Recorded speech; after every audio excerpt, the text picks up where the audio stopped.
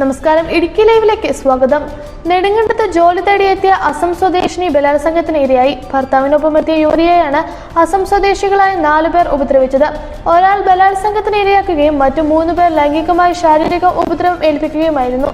Idukki live വാർത്തകൾ നിങ്ങൾക്കായി അവതരിപ്പിക്കുന്നത് ഹൈ സ്പീഡ് ഇന്റർനെറ്റ് ഇനി നിങ്ങൾക്ക് സ്വന്തം. ജിയോ എയർ ഫൈബർ വെറും 599 രൂപയ്ക്ക്. അസം സ്വദേശികളായ സദാം ഹുസൈൻ, അജ്മുദ്ദീൻ, ഖൈറുൽ ഇസ്ലാം, മുക്കി റഹ്മാൻ എന്നിവരാണ് അറസ്റ്റിലായത്.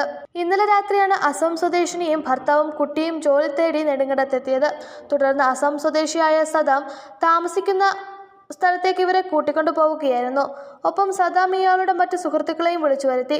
തുടർന്ന് ഇവരുടെ താമസ സ്ഥലത്തെത്തിയപ്പോൾ ഭർത്താവിനെയും കുട്ടിയെയും ഒരു മുറിയിലിരുത്തിയ ശേഷം യുവതിയെ ടോയ്ലറ്റിൽ കൊണ്ടുപോയി പീഡിപ്പിക്കുകയായിരുന്നു. സദാമാണ് യുവതിയെ പീഡിപ്പിച്ചത്.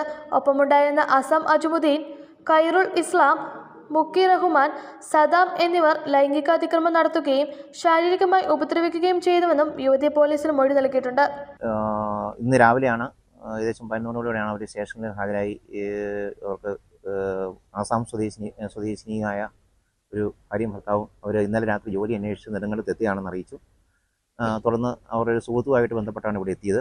ആ സുഹൃത്തിൻ്റെ താമസ സ്ഥലത്ത് രാത്രി 10 മണിയോടെ അവരെത്തുകയും തുടർന്ന് സുഹൃത്ത് ഉൾപ്പെടെയുള്ള ആൾക്കാർ ഏകദേശം രാത്രി 8 മണിയോടെ എത്തി. ഏകദേശം 10 മണിയായപ്പോഴത്തേനും സുഹൃത്ത് ഉൾപ്പെടെയുള്ള ആൾക്കാർ മദ്യവെച്ചതിന് ശേഷം ഇയാളെ ഭർത്താവിനെ മാറ്റൊരു മുറിയിലേക്കാക്കി.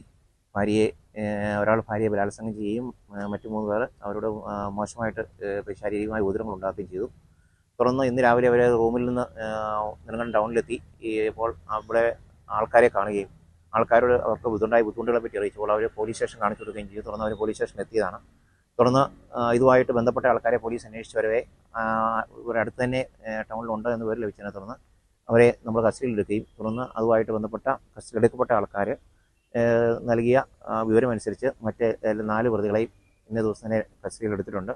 ഇന്ന് രാവിലെ നെടുങ്കണ്ടം ടൗണിൽ കരഞ്ഞുകൊണ്ട് നിൽക്കുന്ന യുവതിയെയും ഭർത്താവിനെയും കുട്ടിയെയും കണ്ട നാട്ടുകാർ വിവരം തിരക്കുകയും പോലീസിൽ അറിയിക്കാൻ നിർദ്ദേശിക്കുകയുമായിരുന്നു.